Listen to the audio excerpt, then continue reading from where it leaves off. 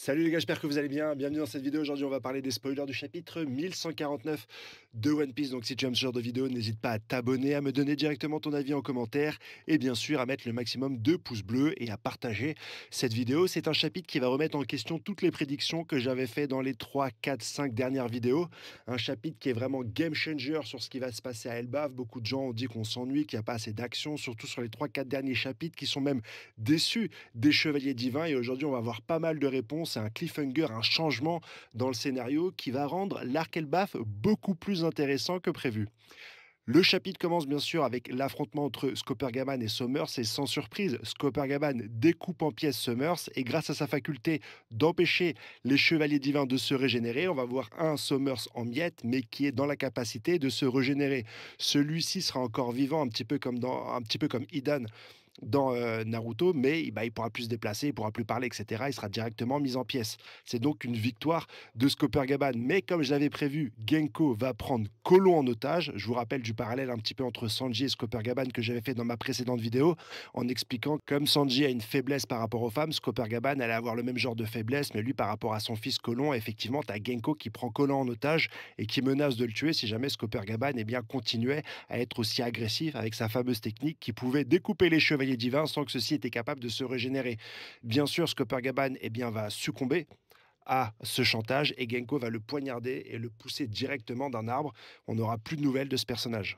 Mais la suite est particulièrement intéressante parce qu'on va avoir une description du lien assez particulier entre Brook et Genko.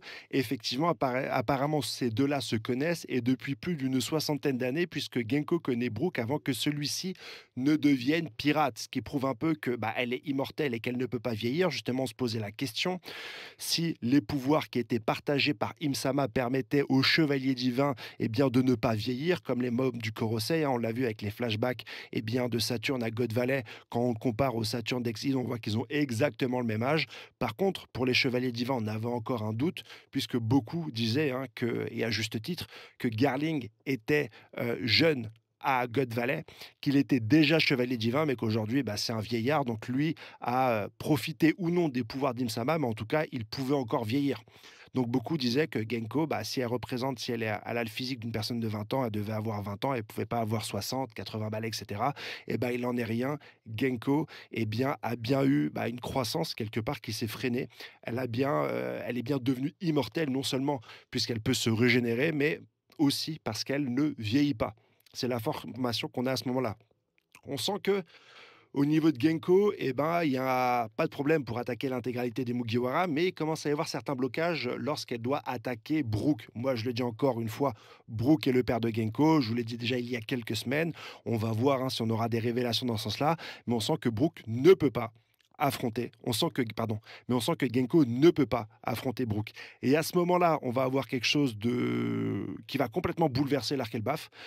Il va y avoir Imsama qui va prendre le contrôle de Genko parce qu'elle est un petit peu énervée du temps que prennent les chevaliers divins pour accomplir leur mission. Hein, et elle va nous indiquer que Marie-Joase Terre Sainte est entourée et proie à des flammes. Marie-Joase Terre Sainte est donc attaquée. Est-ce que c'est par les révolutionnaires? Est-ce que c'est par Barbe Noire? Hein, je vous l'avais dit, hein, que, à mon avis, vu les indices qu'on a et le scénario, c'est très certainement Barbe Noire qui va libérer eh bien, Marie-Joase Terre Sainte des révolutionnaires. Mais en tout cas, là, Marie-Joase est en feu et Im-sama va proclamer la phrase hein, je veux vous montrer comment on règne sur ce monde. Elle peut prendre possession des chevaliers divins. Je vous avais dit que depuis la régénération, bah, j'avais peur que ceci soit uniquement des marionnettes d'Im-sama. Et ben, Im-sama est directement sur le terrain comme on pu l'être un petit peu le Gorosei pendant l'arc Ex-Id, One Piece en train de s'accélérer, l'arc Elbaf en train de prendre un nouveau tournant.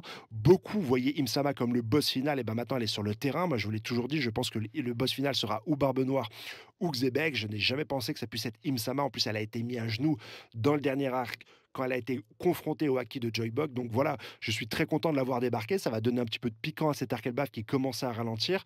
Mais voilà, qui dit antagoniste qui vient sur le terrain, dit antagoniste qui peut potentiellement se faire blesser. En plus, là, on a quelqu'un qui est capable eh bien, de stopper la régénération. Je parle de Skoppergaban, même s'il est poignardé et tombé dans le vide, il a montré qu'il était capable de les blesser.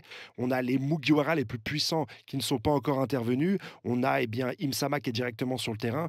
Que de questions dans ce chapitre qui vont un petit peu bouleverser cet arc Elbaf qui a été un petit peu ronflant, tranquille, sans réel rebondissement. Voilà pour les informations qu'on a sur le chapitre. N'hésite pas à me donner directement ton avis en commentaire. Est-ce que tu es content de voir que Imsama débarque directement sur Elbaf, ou est-ce que tu voulais un autre déroulement? Est-ce que Shamrock va la suivre? Est-ce qu'elle va invoquer l'intégralité des Chevaliers Divins? Toutes les portes, toutes les cartes se sont rébattues dans cet arc Elbaf. Je te souhaite une excellente semaine. Je vous ferai une vidéo jeudi et bien sûr une review masterclass à partir de dimanche. Allez, ciao, bye bye.